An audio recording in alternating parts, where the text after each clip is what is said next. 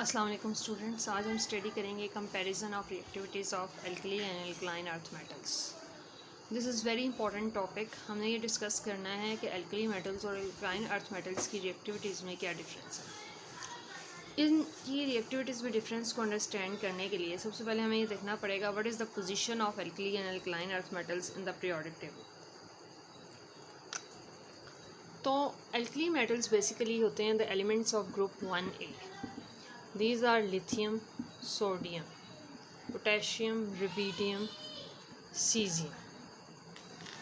While जो group 2A के elements हैं हमारे पास, these are beryllium,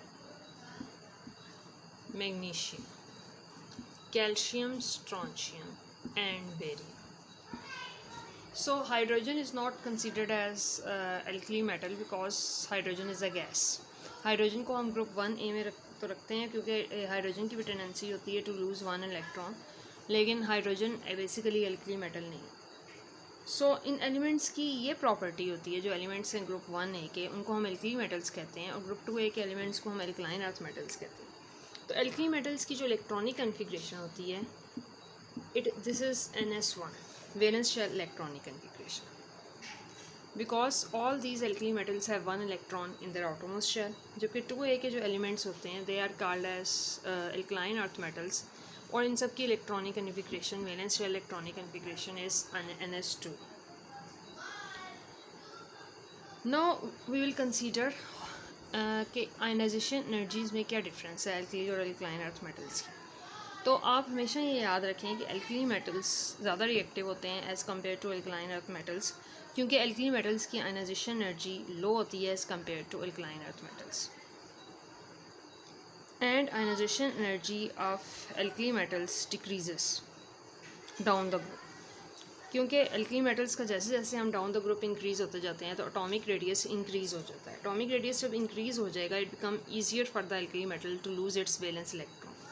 सो जब वो इजीली अपना वैलेंस इलेक्ट्रॉन लूज़ कर सकेगा it means it has low ionization energy. Ionisation energy basically होती है amount of energy required to lose the valence electrons from the outermost shell. इसका मतलब ये है कि lithium is less reactive than sodium, sodium is less reactive than potassium, potassium is less reactive than rubidium, and rubidium is less reactive than caesium. So electropositivity decreases.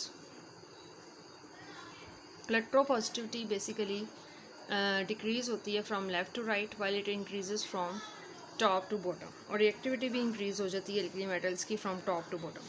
अब alkali metals इतने ज़्यादा reactive होते हैं कि हम इनको easily open air के अंदर नहीं रख सकते। They are so reactive, they are kept under the liquid such as kerosene oil. Alkali metals alkaline earth metals की भी आयनाइजेशन एनर्जी लो होती हैं and they also have a great tendency to lose 2 electrons to form dipositive के time.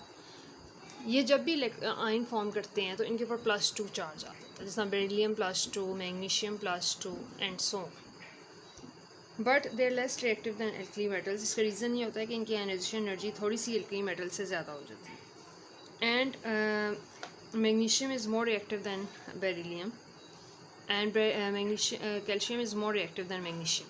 यानी जब हम top to bottom जा रहे हैं तो रिएक्टिविटी या इलेक्ट्रोपॉजिटिविटी इंक्रीज़ हो जाती है। ये भी ज़्यादा रिएक्टिव होते हैं इसलिए हम इनको केरोसिन ऑयल के अंदर ही स्टोर करते हैं to prevent contact with moist air. For example ये आपकी बुक में टेबल एक 8.2 बना हुआ है, इसमें आप देख सकते हैं कि आयनाइजेशन एनर्जी डिक्रीज़ हो रही है फ्रॉम टॉप टू बॉटम, और एल्कलाइन अर्थ मेटल की आयनाइजेशन एनर्जी थोड़ी सी एल्कली मेटल से ज़्यादा है। दैट्स वाई ज़्यादा रिएक्टिव जो हमारे पास मेटल हैं दीज आर एल्कली मेटल्स। सो ये हमने कंपैरिजन में ये चीज़ स्टडी करनी थी कि कंपैरिजन में हम ये देखते हैं कि alkali metals alkaline earth metals से ज़्यादा रिएक्टिव हैं because they have low ionization energy as compare to alkaline earth metals.